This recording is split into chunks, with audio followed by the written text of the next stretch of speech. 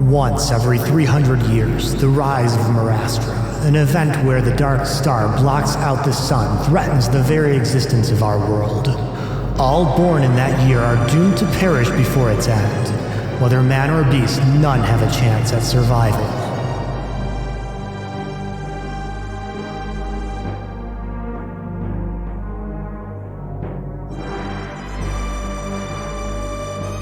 However, there came a time when a soul child did survive. He was entranced by the power of death, using it to conquer the world. He came to be known as the Archfiend, opening the Abyss Gates and unleashing the Sinistrals, the four lords of the Abyss. Yet one day, he simply vanished.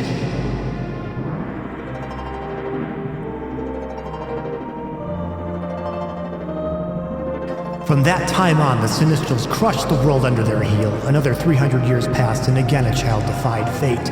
She did not give in to the same powers that controlled the Archfiend, and came to be known as the Matriarch. With the aid of mighty allies, she drove the Sinistrals back into the pit from whence they came and sealed the gates behind them. It has been nearly 2 decades since the previous rising of Marastrum, and 300-odd years since the appearance of the Matriarch. Humanity now stands at the fulcrum between hope and despair. Will there be another child of destiny? Will the child be righteous, evil, or another force that the world cannot fathom?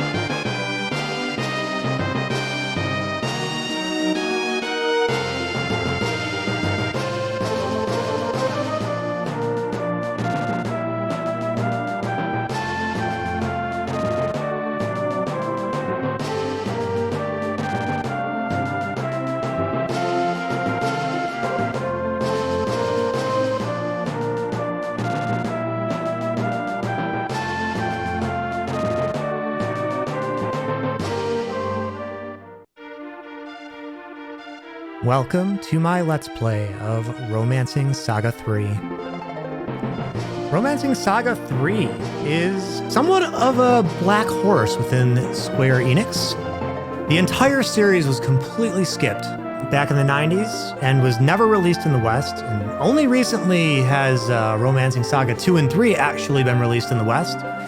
Romancing Saga 1 did get a remake that was released in the West on the PlayStation 2. In Japan, they've got plays for this game. There's all kinds of remixed versions of the soundtrack by Kenji Ito, who's amazing. You'll never stop hearing me say that during this entire playthrough, believe me. The characters in this game all have different music themes of their own. A lot of them have their own unique little sections of the game that you can only experience through them, which is one of the things that gives this game an amazing amount of replayability. I myself have played this game at least 4 times all the way through, maybe 5. I kind of lost count. It's an amazing game. It's why I decided to make it my first Let's Play ever on YouTube. And this game influenced so many future JRPGs, very subtly. I guess the most recent one that's probably the most obvious is Octopath Traveler with its 8 characters. This game, of course, has a bit of a different structure. There's a lot more playable characters in this game, and there are unique dungeons in this game, which means you have to replay the game to experience everything. This game also has several more comprehensive mini-games, which you will see in my Let's Play. To talk more about my Let's Play, I tried to do as much as I can in this game to show you guys as much as I could. I did miss the final section of the business minigame. Unfortunately, I just missed the window for it. But I did put some text notes into the Let's Play to notify you guys of when the missable point is to start the third part and when you should complete the third part to get the best reward. The other thing is the characters in this game. I mentioned that this game was legendary in Japan and they had screenplays and everything. The characters in this game are also in other games. There is a Romancing Saga Universe mobile game that actually has a more, how do I say this, anime or more, I guess, modern anime aesthetic for a lot of the characters in this game. My personal favorite is the Professor, who isn't even playable in this game, but she is my favorite character in Romancing Saga 3. I think she adds a lot of character to this game that you don't even see in a lot of other JRPGs that were made in 1995. This game has multiple battle modes, another thing you don't really see in a lot of video games in 1995. There is a commander mode, which I've used extensively in this playthrough. You guys will see it, and I'll, of course, explain everything I'm doing in commander mode when I get to it. Going back to things I missed, Poet is a good source of the story in this game, and unfortunately, I didn't take advantage of that as much as I probably should have. A lot of that has to do with the fact that I didn't even get a full party until, well, a full party of 6 members until several episodes in. And when I did, I just completely forgot about Poet, because just bad planning on my part. I had planned this playthrough like very well down to the episode and the thumbnail, but I completely forgot about Poet. And I did miss some treasures in one of the later dungeons in the game. And I did post text notes on where you can go to get those treasures as I pass them in the Let's Play. And even among modern Saga games like Saga Scarlet Grace, this game is still unique in the fact that you can actually explore dungeons and explore different paths to find chests and stuff. You don't really get that in modern Saga games, and it's something that I personally missed. That being said, Saga Scarlet Grace is a fantastic game, and if you're like me and you love an awesome turn-based battle system in your turn-based RPGs, the Saga games have some of the best, if not the best, mechanically and just within the amount of complexity and the things you can do and the different ways you can complete a battle. It's just amazing gameplay. And the last thing I want to go over is I did explore the Remaster exclusive dungeon in this game. I did it a little differently. I skipped a lot of the getting lost part, and I basically just went from story scene to story scene. And for that particular episode, there are also some special scenes. If you have the party members in your party for those scenes, I unfortunately did not have those party members in my party for those special scenes. So unfortunately, we won't get that. But other than that, it's a solid Let's Play. I'm proud of my work. Now that I've got all that out of the way, let's explain this screen even. I have a lot of explaining to do. This game doesn't come with an instruction manual. It is mechanically complex, like I said. You can do New Game Plus right off the bat. If you have trouble with anything in this game, difficulty-wise, New Game Plus is there. It guarantees that you can go back, grind more or whatever, and redo everything, get doubles of all the items you've gotten, even the rare items.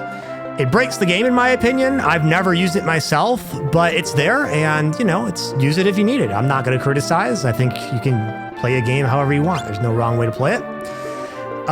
Settings, there's not much to say here. I am playing the Steam version of this game, though. With all that out of the way, let's start a new game. I will be playing with additional content. You can choose your gender. There's 4 characters for each gender. I'll quickly go over the characters and then I'll tell you who I'm playing with. So Julian, he's a sea known settler. Thomas, sea known settler. Mikhail, he's the Marquis. You can see their ages too. Khalid, royal nomad. Julian's a sword spark user. Thomas, spear spark user. Mikhail, I believe he's spear spark user. Yes, he is. Khalid, spear, one-handed sword sparker. And by the way, this is if they are not the main character. If they are the main character, you can choose what they spark. Sarah is a bow sparker, naturally. Ellen is fists or axes. I'm not 100% sure, but I'll put a text message below to fix it when I find out what. Monica is an épée sparker. And Katarina uses two-handed swords. I will be playing as Sarah in this playthrough. I'm going to leave everything in the default. Now, these settings here will actually determine stats on your characters. So if I go sword and keep bow, you can see her stats. She has 17 in strength, 19 in dex, 20 magic. If I change this to Athena and go bow, 16 in strength, 20 in dex, 21 in magic, etc. So basically you just want to choose whatever you know you're going to, for whatever weapon type you want on your guy. I encourage you to experiment and choose whatever you want. So there you go. I will be going with bow on Sarah. With with this, you can see her stats. I'm definitely going Hermes and bow, which gives her a little bit more dexterity. She has 21 dexterity. Her main weapon is going to be the bow, and I want her to have as much dexterity as possible. Strength determines your attack damage on all weapons except for bows and épées. Bows and épées have attack damage determined by dex. Dex is also your accuracy. But having a high weapon skill level, I believe, also affects accuracy. I'm not 100% on that. Magic is magic damage. Speed is how quickly you move in combat. Stamina is basically how tanky you are. You'll take less damage if you have more stamina. Willed is how easily, I believe, you can inflict status ailments and how easily you can defend, you can resist them. And charm or charisma determines how easily you can charm enemies and I believe how easily you can be charmed as well. I'm not 100% on that. Will might actually be the determining factor for charm for being afflicted with charm. I don't know, but in the long term, I don't think it's a huge deal. What you really want to do is make sure that whatever weapon you choose for your spark type here, you want to make sure you have at least decent stats for it. So I'd say at least over like 18 would probably be good for your spark type on a main character. And with that, we're going to finally start this game. Let's go.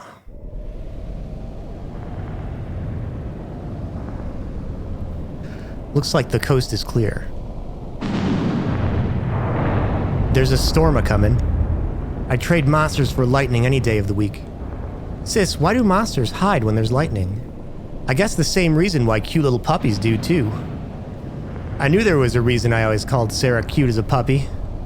Ha ha ha ha. Let's get inside before it starts raining.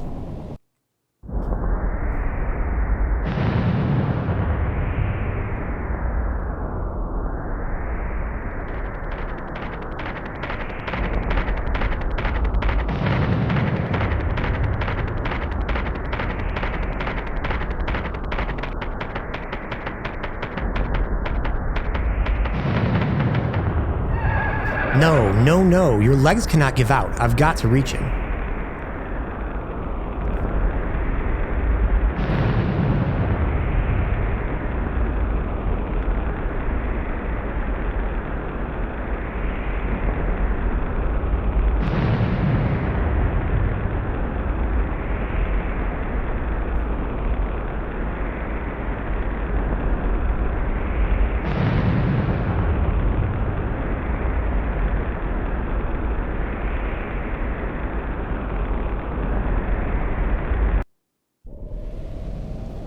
Welcome, young heroes. Man, it's really coming down out there. Doubt we'll have to worry about goblins so long as this keeps up. Tom, you mind if I talk to Alan? By all means. Sarah, why don't you come with me? I could use your help rustling up something to eat. Pardon us, sir. Permit us run of your kitchen.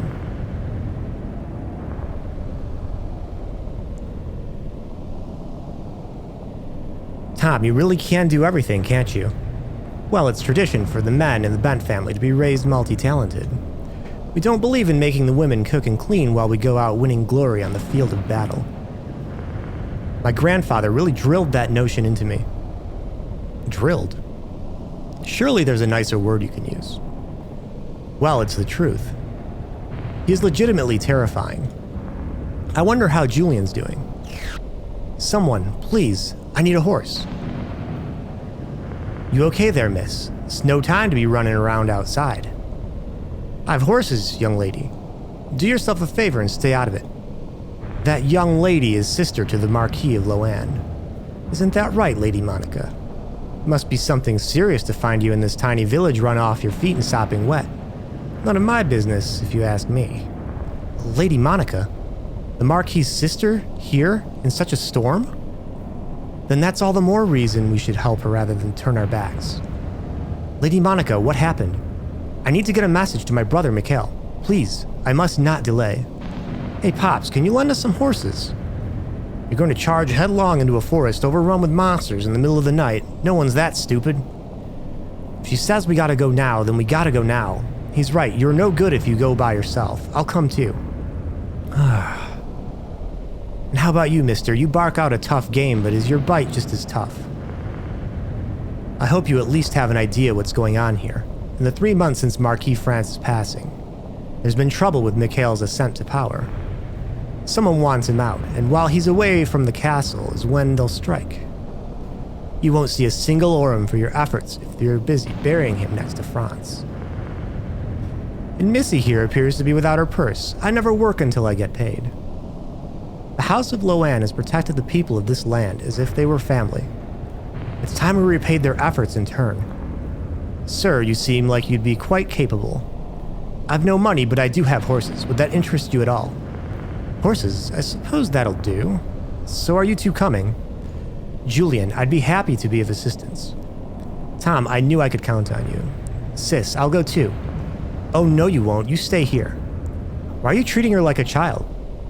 Because she is a child. I mean, she's my little sister and I'm worried about her. Spare me the family history. Just make up your minds.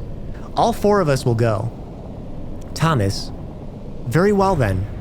By my blade, the Khamseen, I swear no harm shall come to you as we travel. Did you say the Khamseen? That means you're the legendary tornado. Yes, some have called me that before. But the name is Khalid. Julian Nord. Ellen Carson. And I'm her sister, Sarah. I'm Thomas Bent. It is my good fortune to make your acquaintance. I am Monica.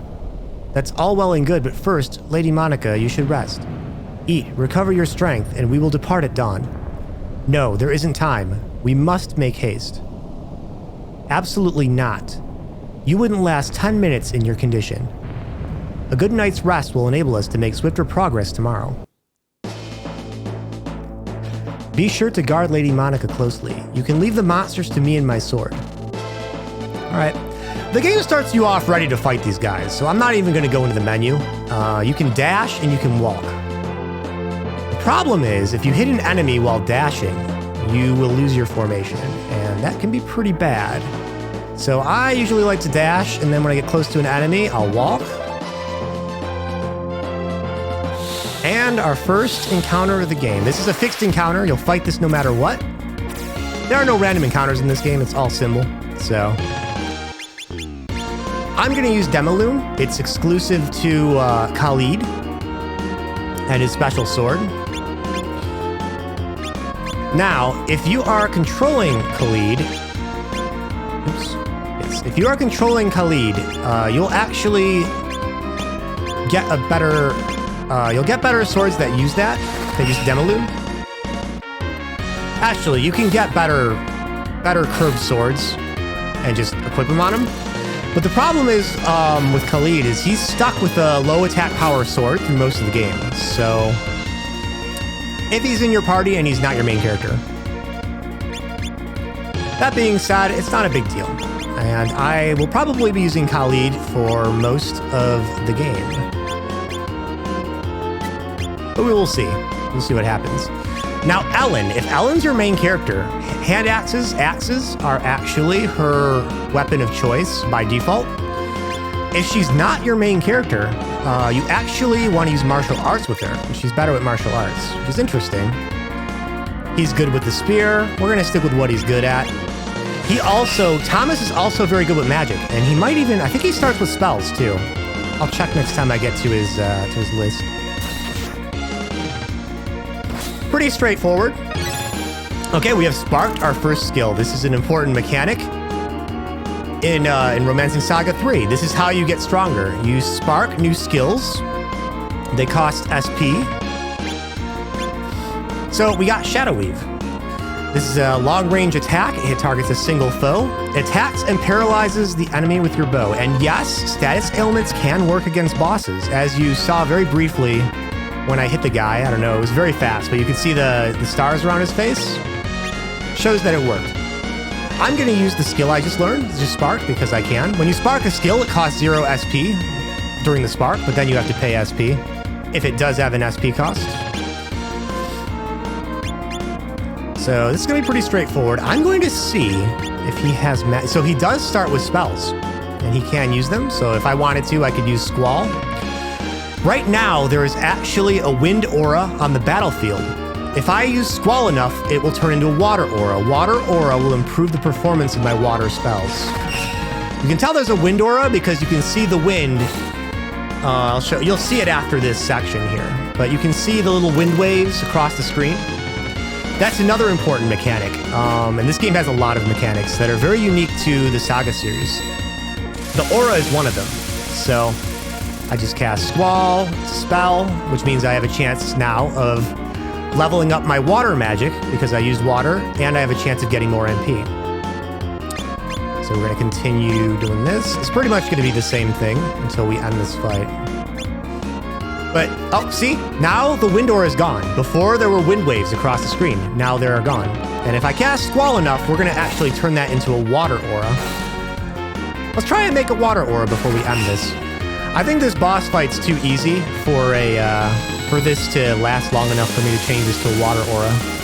But if you cast enough water spells in a row for enough turns, and there we go. We sparked our second move, Eye Gouge, which causes blindness, and we happen to hit him with dark. So now he's paralyzed, and he's darkened. So he's not gonna be able to hit very well, if at all, because he's paralyzed. Now, status ailments do have levels, so I can't really tell what level of status I have on him. Blindness, I think, is a 1 level, so you inflict blindness, he's blind, you don't need to blind him again. But skills like paralysis, charm, I think there's a couple others, have several levels. And oftentimes the levels they'll start off weak till the point where maybe they'll lose a turn at level 1. Sometimes at level 2, maybe they won't act at all. They'll just be too confused to even act. At level 3, they might attack their allies, things like that. So, and there we go. We finished the fight. We weren't able to change it to a water aura, but I guarantee you later in the game, we will have opportunities to affect the battlefield like that. Again, we use swords, so sword and greatsword leveled up on Howdy. Hit points increased on Sarah, and we acquired Shadow Weave. Now, acquiring is different from sparking, and I will explain the difference a little later. It's unbelievable that such a powerful monster would show up around here. Maybe the rumors about the Abyss Gates opening after the rise of Morastrum are true. Monica, why in the world are you here? Brother, I came bearing grave news. Godwin is conspiring to overthrow you and seize the throne. So the brute's lust for power has gotten the better of him at last. Monica, you put yourself at grave risk to inform me of this treachery. Normally I would chide your foolishness, but thank you. And these people are? Brave heroes who risked life and limb to escort me from Sinone. I'm indebted to you all for protecting my dear sister. I would give you a king's ransom, but I have little to offer so far away from the palace. But I pledge to you that upon my return I will ensure that you are duly rewarded. My retinue must make haste and depart for Loann. Godwin will doubtless be waiting for us with blade drawn. Monica, I do not wish to drag you into this any further, and must insist that you stay away at all costs. Brave adventurers, will you not do me one more service?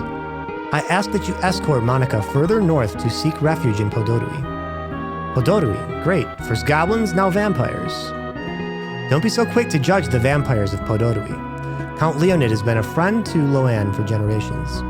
He is a trustworthy ally, more so than most humans. Monica, I trust you have no objections. If you feel it best, brother, then that is what I shall do. Of course, our friendship does not preclude him from his vampiric proclivities. We'll need to make certain that Monica does not return with an aversion to sunlight and a thirst for blood. Go and make what preparations you must. Halt. Are you not the man known as the Tornado? I've been called that. How serendipitous. I ask you stay behind and accompany me to Loan. The four of you should be sufficient escort for Monica. As long as you pay me, I'll go wherever you want. The winds of fate must be stirring in my favor to have brought the likes of the Tornado into my service. Once Loan has been secured, I will send a messenger. I trust you'll not fail me. I've left any items we could spare in your inventory. Look through them and equip what you think you'll need. Guard Monica with your life. Good luck, I'm sure you guys will be fine. I knew it. I knew this chance meeting would change my life for the better. I'm not a little girl anymore, and I'm gonna show my sister that I can stand on my own 2 feet. Let's go, Sarah. Okay, sis. Alright, first thing I'm gonna do is save the game. And the second thing I'm gonna do is equip my characters. So, hunting bow, longbow, we're fine there. But we did get some new equipment here. We got a broadsword and 3 small shields. Now, shields are only effective on characters that use one-handed weapons. Unfortunately, the bow is not a one-handed weapon. However, Julian's longsword here can easily be replaced by a broadsword. And I am going to replace that. It does have a little bit more weight to it, I believe. Yes. No, it actually weighs the same. So yeah, it's a direct upgrade. No reason not to equip it over the other sword.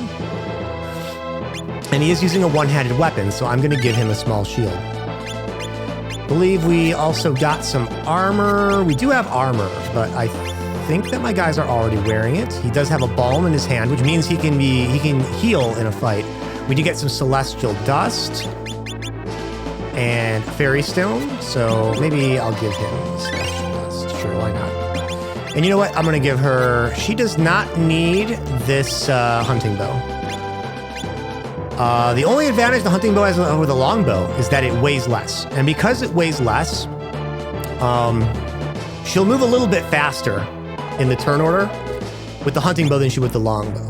But I think the 8 attack power outweighs the hunting bows. I'm just going to remove that from her. I'm not even going to bother with it, because I don't think I'm going to need to move faster than any of the enemies here. I don't think it's going to be important. And we will be changing equipment quite frequently throughout this playthrough. I'm going to give her the fairy stone. So there we go. Tunic. I will replace the tunic with the leather armor because higher defense overall, higher magic defense, and more importantly, it resists blunt attacks. And resistances are very good.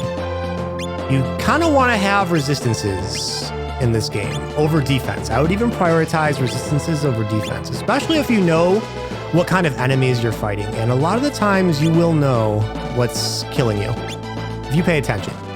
But you should pay attention. When something kills you in this game, you should pay attention to what it is. So we can actually equip the tunic with the armor. It's like under armor. So there we go. Okay, so Ellen's got the hand axe. I don't think we're going to take that off of her. But axes are actually one-handed weapons in this game. So we can put the shield on her. Unfortunately, I'm going to have her use martial arts. Most of the time when she's using martial arts, she can't use the shield. However, that 40% chance to increase defense by 10 is pretty strong. And if I am not using martial arts, like if I'm just using the balm here, she can use the shield. So I will keep the shield on her. Thomas here has a hunting bow and a long spear. I guess I'll keep him with what he has. Most of the time I'm going to be using the spear on him, or magic. And the spear is a two-handed weapon, unfortunately, and so is the bow. So I'm not going to bother with the shield, but I will give him a balm. And he has a quality balm, too, which is nice. Monica here, I think I'm going to leave her the way she is. I mean, I'm going to even take the fairy stone off of her. I've changed my mind about her. Actually, do that. There we go. Okay, so this is good. I wanted to explain the icons under gender. If you look on the right side, it says gender. This again is something that would be explained in an instruction manual, but isn't explained in the game. The first one under female is cut damage. So swords and big swords, I call them great swords. Those both do cut damage. So if your character equips those weapons, that level will determine the damage. Under that, we have axes or blunt damage. Well, it looks like a hammer, so we'll call it blunt damage. But maces, canes, and axes are increased in strength with that level up. The next one is piercing or thrust damage. For épées, I believe Monica uses épées. Yeah, she's got the floret. So for épées or for lances, that third stat down determines the damage there. 4 down is bows. Obviously, Sarah uses the bow. That will determine how much damage she does. And martial arts is the last one. That's the 5th one down. Self-explanatory. If you use your fists, it determines that damage. So she's already level 3 with that. So the game gives you a little bit of a hint to use martial arts with her. Yeah, so that's what we're gonna do. Is there anything else? Oh yeah, Thomas also uses magic. And you can see that green orb there. That's water magic. I would think it should be blue, but it's green and it's at level 2 right now. So there you go. He starts with magic. You can also see their default stats too. So Julian, 18 strength, dex, all that. You can see everything on this screen. You can even see how many life points they have left over. Their defense, magic defense. The only thing that is kind of a hidden stat is the overall weight, unfortunately. The game doesn't show you that, so you just kind of have to go by your feels, right? Now, since Khalid left our party, our formation is going to be a mess, and that's bad. Free-for-all is bad. You don't want to be in free-for-all like ever. I don't think there's ever a reason you would want to go be in free-for-all unless the game forces you into that formation, which it will do several times in a playthrough. Khalid's formation was Hunter's Gambit, not Hunter's Gambit, it was Desert Lance. Yep. And this formation, you can actually kind of see the effects on stats here. So you can see that 4 members lose speed, but the guy in front will gain speed. And if you look at the formation description at the bottom, it will actually tell you. So the person in front will actually get more aggro than the guys in the back. That's important. In a formation like this, you want your tankiest character to be in the front. It was Khalid when he was still in our party. And in fact, the reason we even have this formation in our list is because Khalid was in our party briefly. So it's a good formation. It's nice if you have a tanky member of the party. Right now, I do not really have a tanky member of the party. So I may not want to go with that formation. There's also Hunter's Gambit here, which is a formation I'm probably going to go into because, I'll explain in a second. Yes, her speed does go down, but all my guys have about the same amount of hit points, and I think Constitution, Monica might be a little bit weak, so I don't mind them having about an equal aggro level. I'll probably put Thomas up here, because I think the 2 guys in front will have the most aggro. But if you look at the formation, it boosts projectile attacks of the member in the rear. So, by using Sarah here, in the back, she will have boosted damage with her bow. I'm probably going to stick with that formation, but we'll take a look at Whirlwind real quick. This is a good one. This is a good one if you want to end a fight before the enemies can attack you. And I do use Whirlwind sometimes if I'm fighting very dangerous enemies that I know I can finish off before they even get an attack on me. And I probably will be switching to Whirlwind at least more than a couple times in this playthrough. For now, we're going to stick with Hunter's Gambit. We are going to play the game. Okay, there's already a very dangerous encounter on that bridge, but we're going to fight it anyways. And if we wipe, that's okay. I saved the game. Oh, actually, this isn't dangerous, but it is. I think it is fixed. And these enemies can be dangerous. You can see there is a wind aura up right now, so I might actually use Squall here. I'm gonna stick up. See, this is what I meant by rows. The front row is these 2 guys. The back row is that fairy. So some attacks, like a regular attack here, single, foe, near. I can only attack stuff that's near. So, yep, I can get eye gouge. Let's use eye gouge. I don't even know. Do roses have eyes? We're going to try to eye gouge that. I don't think we can, but whatever. Let's do it. And we are using Monica now. She's a new member of our party. Actually, I think she was a 6th member of our party when Khalid was in, but yeah. Oh, look at that. I got blinded. That sucks. But that's okay. We'll be fine. All right, so we just learned something. By using Squall there, we know that the roses are pretty much, they're either very immune or resistant to water. So we got that. Well, she's blind, but she was still able to hit the rose spider.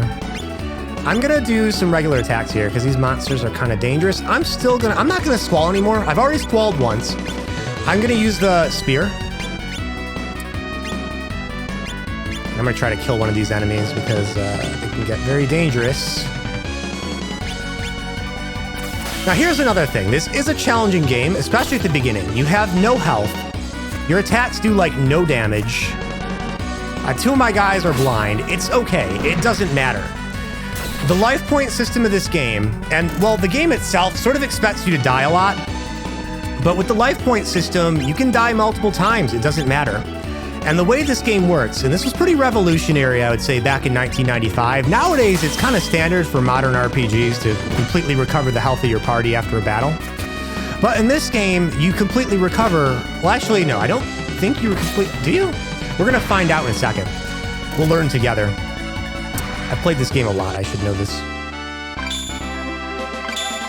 Hit points increased. Yay! Yes, so...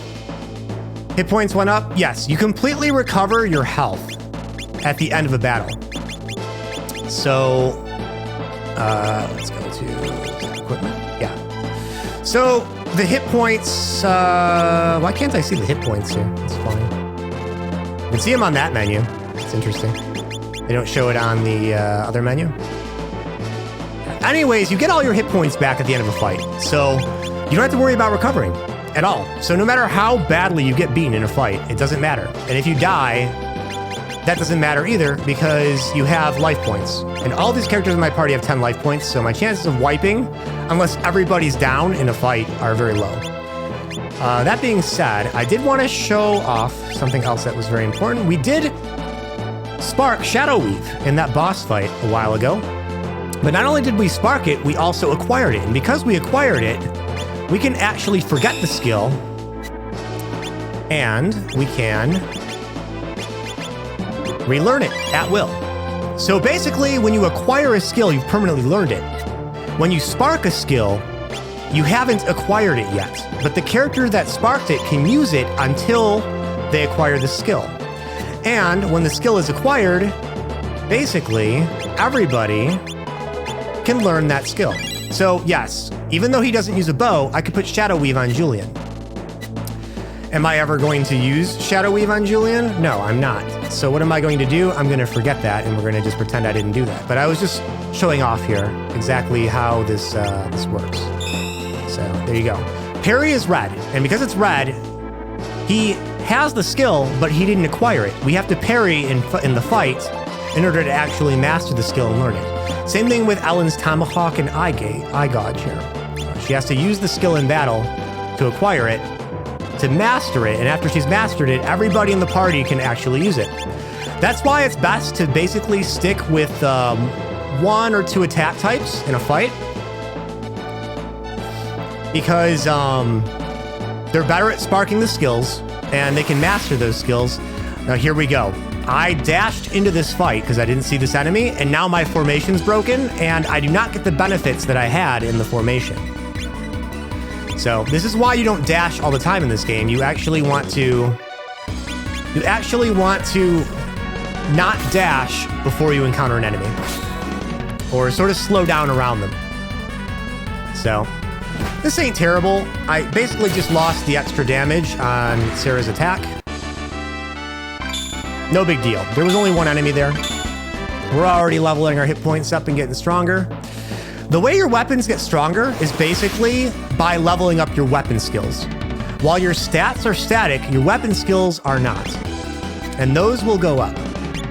And there's something else I'm going to explain after this fight too that just came to mind. Something that will help people who want to use more than one weapon in a fight. Now, when I'm fighting, you're going to notice that even if my magic isn't super effective, I'm still going to use it at least once in the fight if I can. And that is because if I use an attack and a magic in a fight, I have a chance of leveling up both attack and magic at the end of the fight. So I prefer to play that way because I don't like to grind everything all at once. I like to have a chance of getting higher magic and higher hit points in one fight rather than just grind hit points in a bazillion fights and then late in the game grind magic in a bazillion fights. I'd rather kind of organically just level my guys up according to how I'm going to use them. There we go. His spear and short sword. Her spear and short sword level up. They're going to do a little bit more damage with spear and short sword. That's just how it works. Now, the thing I wanted to show off, and this goes back to the skill levels on the weapons. I think Thomas is a good example here. Yeah. So, Thomas and Monica, they share the piercing damage skill stat. Now, because of that, I could equip Monica with spears, and she'd do pretty decent with them because she already has a level 2 in piercing. Even though she'll have a better time at sparking on the EP, which is her main weapon, she can use spears effectively. So if you wanted to, you could give her a spear and have her acquire the skills or learn the skills that Thomas acquires. Thomas sparks them and acquires them. Monica equips them. And with a spear, you give her a spear, she can use those skills. So those are some neat things you can do with this system.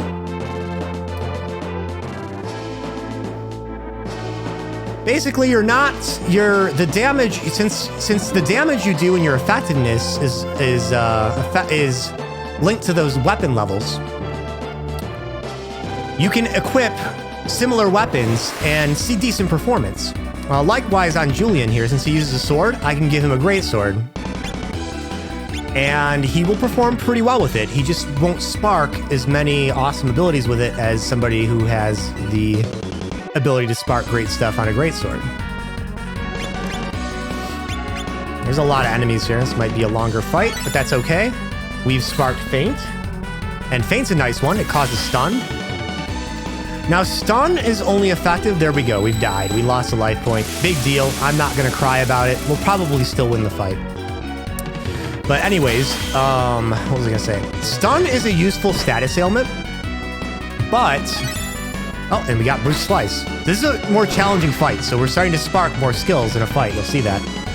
And that's another reason it's good to fight a lot of challenging enemies in these games, because... Here, let's use Sweep. It'll stun, I think, near vertical, so yeah. Normally I would try to hit more than one guy with this, but I think this will be okay. I think the fairies are more dangerous. Okay, but yeah, what was I saying? I forgot what I was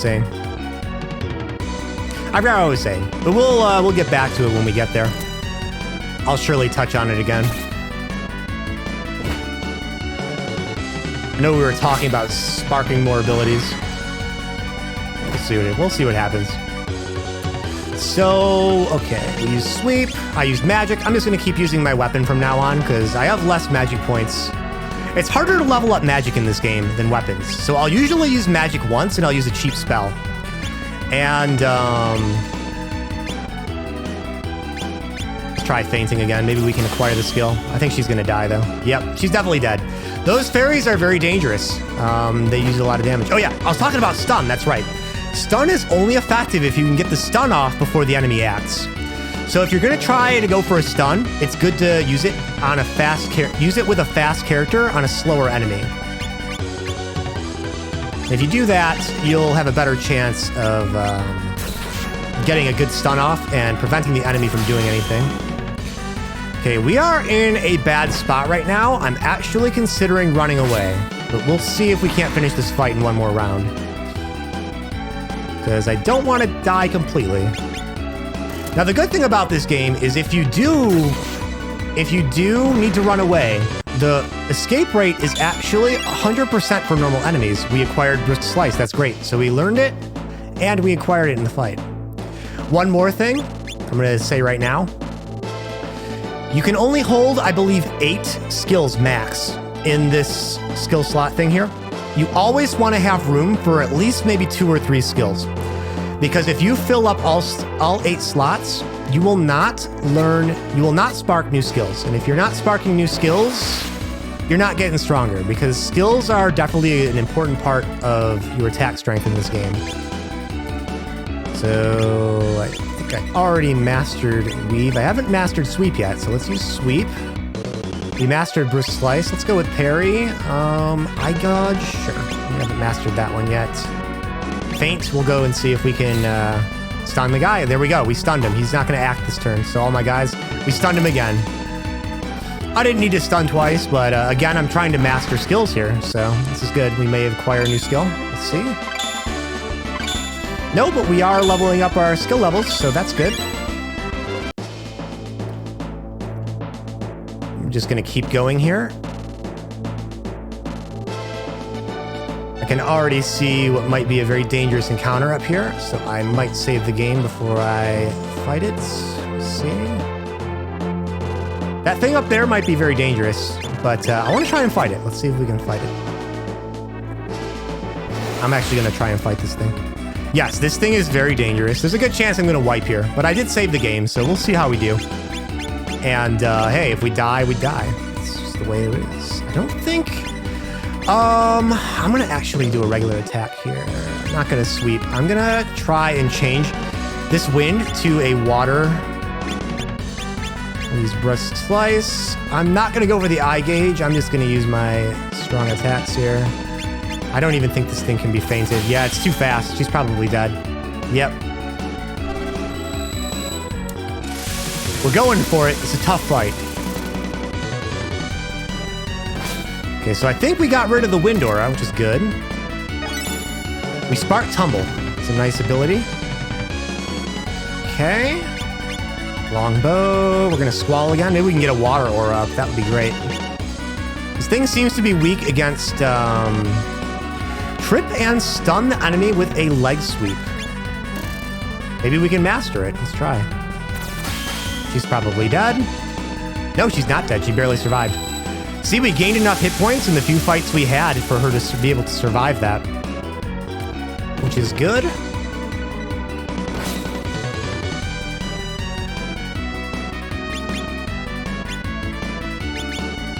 And there we go, tumble. Kamaitachi. Damn it. Again, I can run from this fight. It's not a big deal. But I want to try and fight it. Oh, another awesome thing about this game. If you spark a technique, Genbu Art's up. Nice, the game. Water elements up.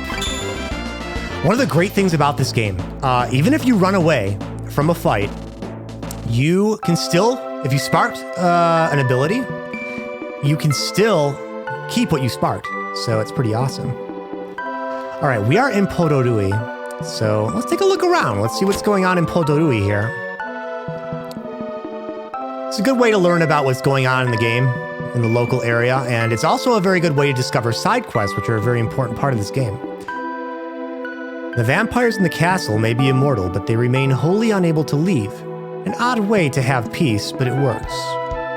So, hey, that's good, right? The vampires don't come to the town and suck everybody's brains out, right? Had I only been born a woman, then the Count might give me the gift of eternal life. Gift of eternal life, huh? The Count's a vampire? Welcome to the Bloody Stake. That's an awesome name for a pub, by the way. What's the word? The Count's castle rests atop the northern hill. So he's telling us where we have to go. Let's see what the banter's all about. Your customers must be enchanted with your wares. I make out all right. So business is good. Just leave me alone. This kid is actually important. We'll get to that later, though, when we actually get to that point. I'm readying myself for the Count. He prefers women who are sound of both body and mind. I believe the Count may be inviting a new young miss to join him at his castle soon. Count Leonid seems to prize the Holy Grail above all else. They say it once held the blood of the matriarch, you know. Yes, the matriarch, the heroine of the game from the past.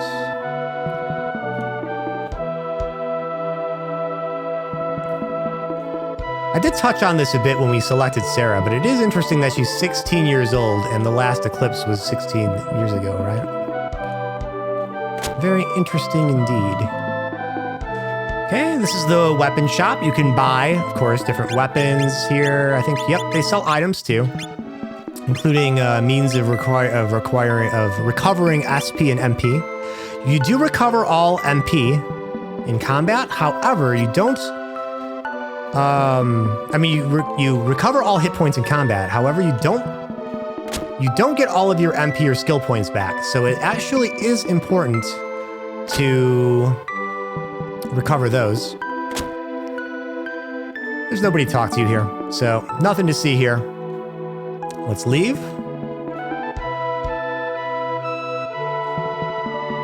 I love the music in this game. This game just has a soundtrack that is easily on par with the other great RPGs that came out of this era. You're not from these lands. Here women like we must live in fear of being made into a foul creature of the night. Interesting. She has a very different opinion of these vampires as the other villagers do. I just know I'll be chosen next for the castle. I'll be young and beautiful forever. So basically, there's the ladies that are trying to groom themselves for the count. And there's the ladies who are, well, they're not very happy with the vampires in the castle. Probably because they suck blood. I don't know. Anyways, let's keep going. What's this? Yes, the magic shop. So you can buy magic in this game. And one of the other things I love about this game is how customizable your characters are. I can give any magic to any character. However, you can only have one terrestrial magic and one celestial magic.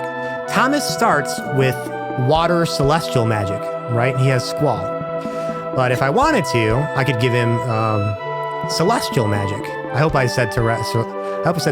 We'll find out. But yeah, I could give him celestial magic. I could give celestial magic to anybody. And the celestial magic is the sun and lunar. This town sells lunar.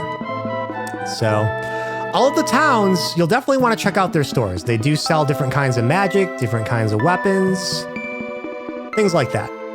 So we've looked at the town. I could go to the inn, but honestly, it's the beginning of the game, and I already know I'm not going to lose all my life points here. So I don't mind having a little bit less life points and skill points. We're going to make our way to the castle. Leonid's Castle. So there we go. You'll notice I did not run there, so I am in formation. And, oh, unfortunately we are out of SP, so maybe I should have rested at the inn, but you know what? It's not a big deal. I'm gonna do my best to try to master as many skills as I can with these characters. I don't know if I can tumble a bird, but we're gonna try it.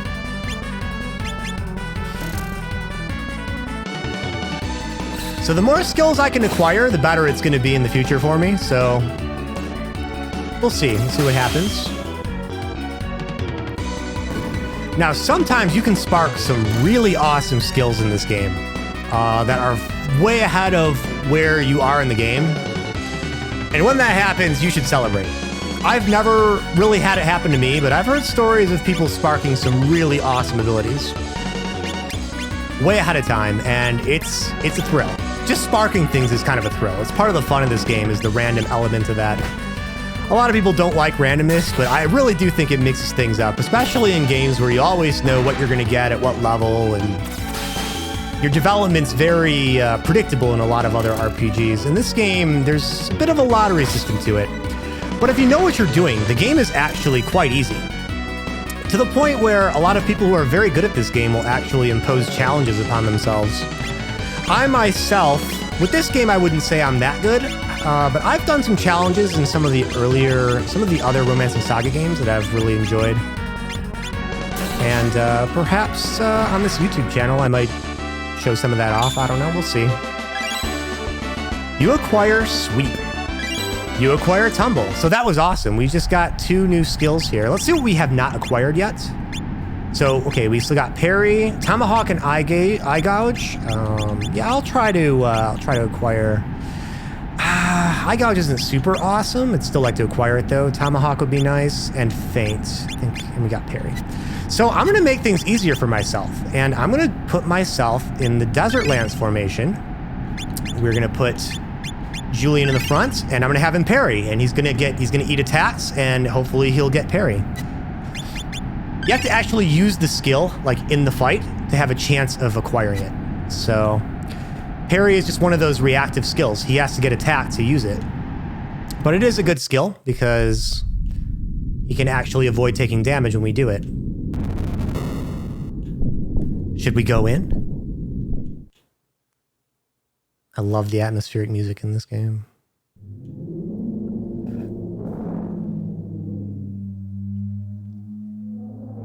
Welcome, Lady Monica. You are even more beautiful than the rumors say. If I may be so bold, even your great-grandmother Hilda would be jealous. Forgive me, I've yet to introduce myself. I don't often receive guests, you see. I am the master of this castle, Count Leonid. It is our pleasure, Count. I am Monica, sister to the Marquis of Loan. How did you know we would be coming? Podorui offers little to entertain an experienced imagination, I'm afraid. So I fill my time with what rumors trickle in on loose lips and light winds. So you are aware of the dire situation my brother now faces. Do you think you could send aid to him in some fashion? Yes, I am aware of his predicament. However, Mikhail needs not my help. You may rest easy while you are here, Lady Monica. Clear your head of these troubles. But do mind where your feet take you, as some of the castle's defenses and other residents can be a bit temperamental. Allow me to show you to your rooms. Okay. So, you'll notice the ghost shows you where to go, right? We're gonna save the game, and we're gonna go in the other direction because, hey, part of the fun of Romancing SaGa is not doing what you're told, right? It's an open world game, right? Let's see what happens. Oh, look, it's the other residents. Surely they can't be that temperamental, right? Right? They can't be that bad. Let's use Tomahawk. Cool thing about Tomahawk is it's an axe attack, but it's projectile, so I can hit the guys in the back with it. I'm not going to do that, but it's cool. It's an option. You can do it. It's nice. Okay. This doesn't seem so bad, except for that. That was pretty bad. Yeah, so obviously we can't handle this fight. I can either sit here and die, which I could do, and it might actually happen. These things are eating my brains. All right. Or we run away. So we're gonna run away. Now, running isn't exactly the best thing to do. It does affect your skill development a little bit. In the regular version of this game, running away would actually increase, I think it was this game.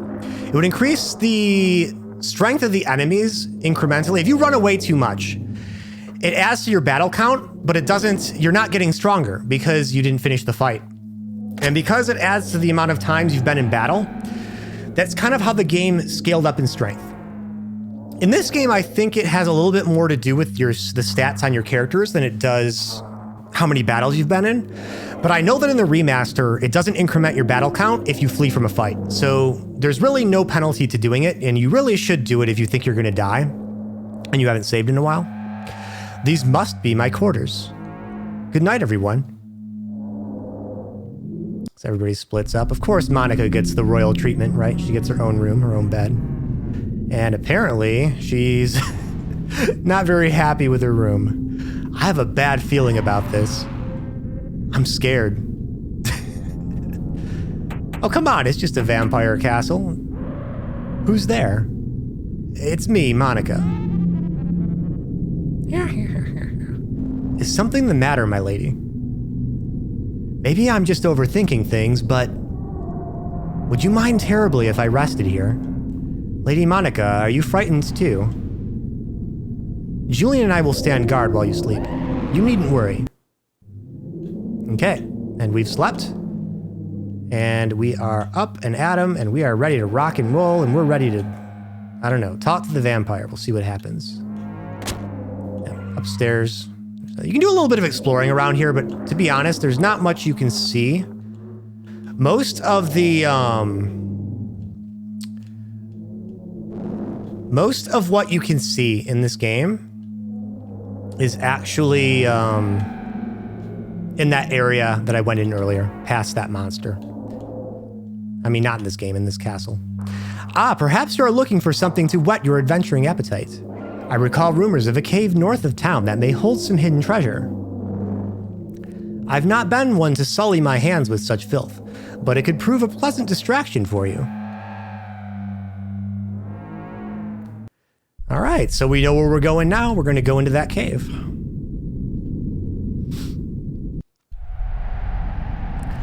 Now, this is a one-way trip. You can only go down there. You can't go back up that slope, unfortunately. So it's kind of a nice shortcut down, save you some trouble. And again, because there's no random encounters in this game, you can just run past everything if you want to. There is nothing I'm going to do in this town. So we are going to see the world map for the first time. And there's not much to do right now. You can look around, but until you unlock locations, you can't really travel. We're still at the very beginning of the game. I still consider this the tutorial part of the game, so we're just going to go where the game wants us to go for now. This is the Pododui Cave. Again, I am not running through here. There is an earth aura around the battlefield. You can see the shining rocks. If that bothered me, of course, I could use Squall. Because I rested, I have all of my life points back. I'm going to actually have him parry because I already explained why. I kind of want to try to master that ability if I can.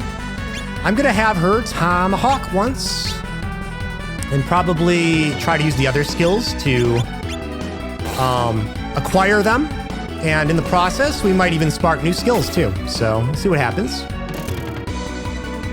I will use Squall at least once if I can. Unfortunately, that ability didn't do much. It's okay. All right, we did use parry. Parry again. So we'll use Squall once here. Just attack with the longbow. I already tomahawked. Let's use Eye Gouge, because I think that was the other skill we had to master. That's basically how I do combat in this game.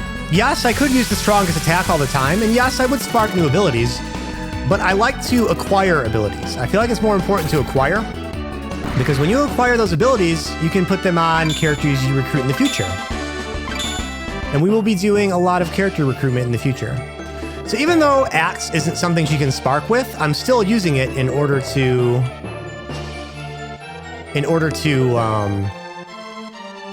spark the ability, or yeah, well, acquire the ability. Now this cave does have chests, and yet you can go through walls. Oh my goodness, 500 orums. That's actually a lot of money. That's very important. Money! Ooh, a buckler. Money can be pretty difficult to acquire in this game if you don't know what you're doing. I think it's better to be careful with how you spend money in this game than worrying about like acquiring lots and lots of money. So there are a lot of items in this cave. There is quite a bit to explore. Squall. Yeah, Eye Gouge. Attack. I didn't need to use Burst Slice, but I figured why not. I didn't see an Earth Aura, but I think everything in this cave is Earth Aura'd. Some enemies, the ones that have a strong affinity to Earth, they will regenerate if the aura matches their element. So you definitely want to be aware of that.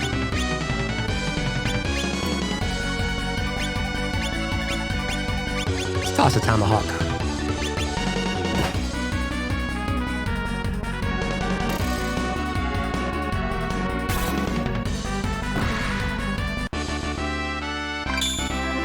All right, MP increased. Hit points increased. Hit points increased.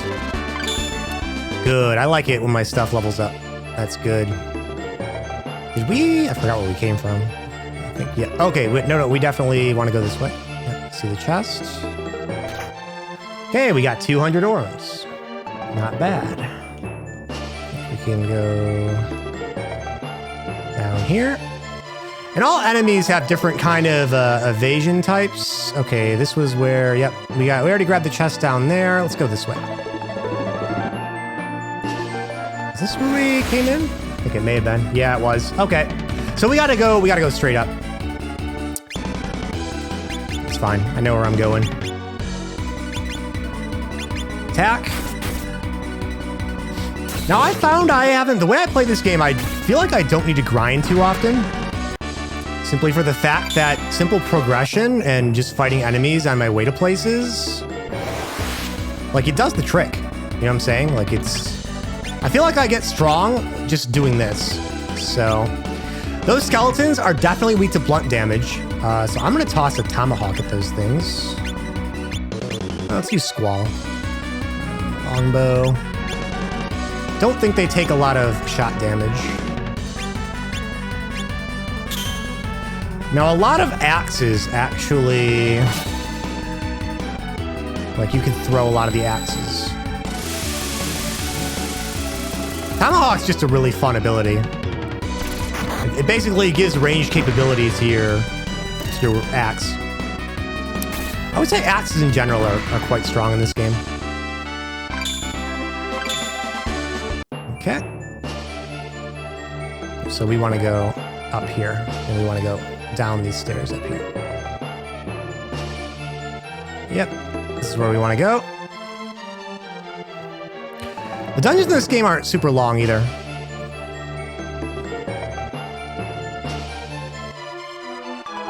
Okay, we already got those items. Yep, all right. Squall. Tomahawk. Attack. All right, we're good. I probably should have parried. That's okay. I'll parry next time. Nice. This is a pretty good formation. Julian does have a shield, so making him a tank is not a bad idea at all. Sword users usually make pretty good characters to put on the front line. Axe users aren't bad either because, again, they can use shields. Let's go with sweep.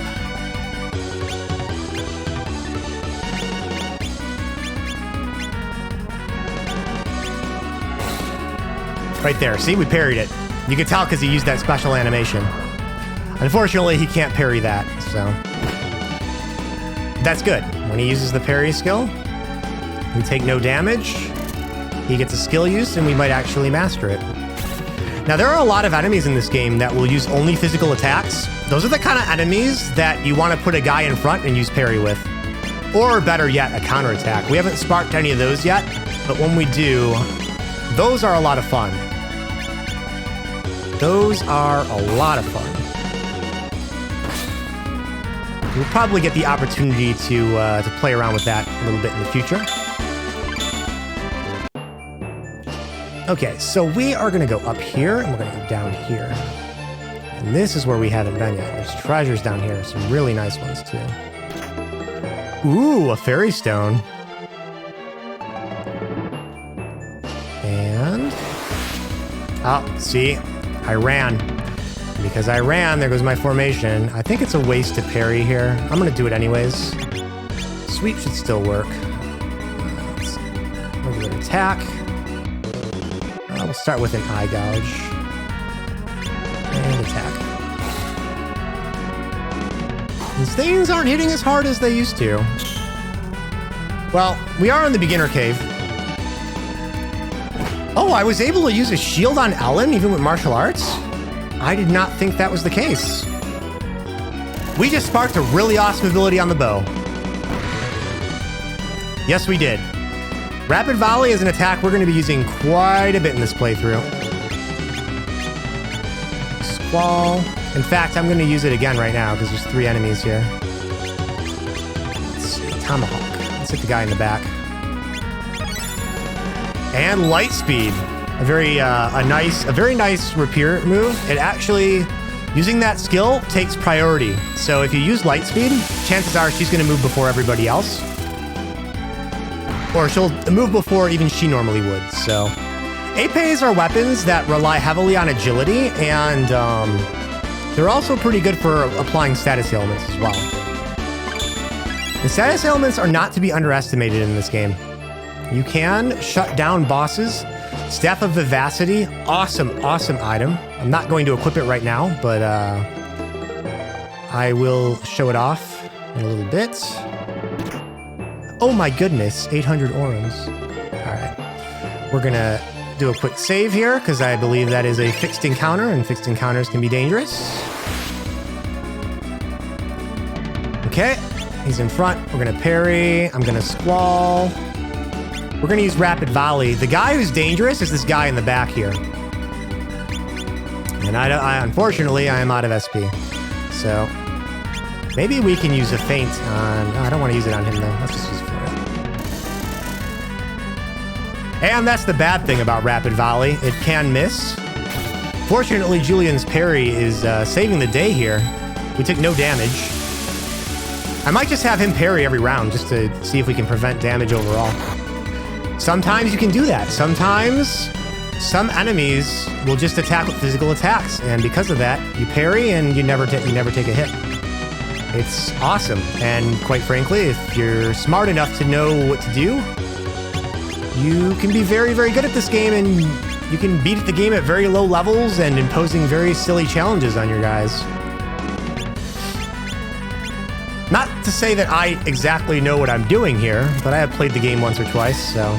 Look at that, you can even parry arrows. Physical... They're just attacking with physical attacks. Awesome. Okay, we've already beat the goblin guy. He was the strong one. So, there we go. I don't think we took any damage in that fight. We're very lucky they hit us with physicals. And we acquire Rapid Volley, which is awesome. That's what I want. Okay, oh my goodness, 500 orums. Oh, a pair of shell bracers. Good stuff. We'll equip it later, including the staff. For now, we are going to exit because I believe we have found all the treasures in here. Yep, and it should be pretty easy to exit. I think it's just quick. Yep.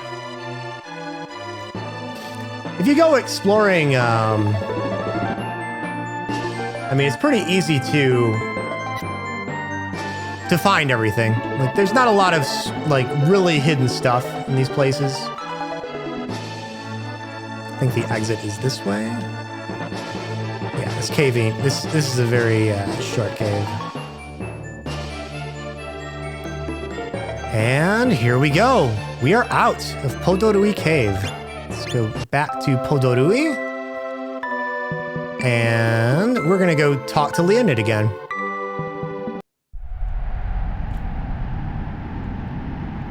Let's see if we can juke this guy. Can we juke him? Might be able to juke him.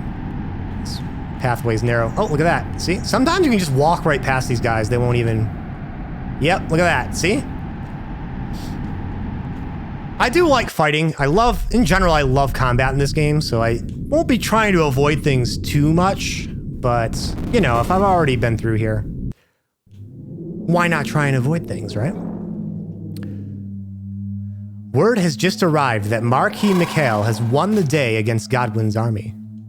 If you depart within the hour, you should arrive home within short order, and the Marquis will have retaken Loan. We owe our triumph today to the heroic efforts of many, yet there are some whose valiant efforts truly tip the scales.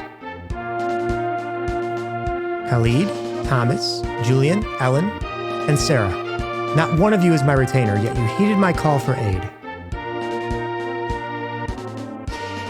Sir Khalid, your prowess with a blade saw us through. Thank you. I'm just a sword for hire. Save your thanks for someone else. Sir Thomas, thank you for helping us. Your kindness humbles me, my lady. Sir Julian, thank you for your strength. Seemed like the thing to do, and my pops always said... Well, you get the idea. Miss Ellen, I cannot thank you enough. You kidding? I had a blast, Lady Monica. Miss Sarah, thank you so much. You're welcome. As always, thank you, Katarina. It was your courage, my lady, that ensured our success against Godwin. And for your services, allow me to reward you. It's about time. Sir Khalid,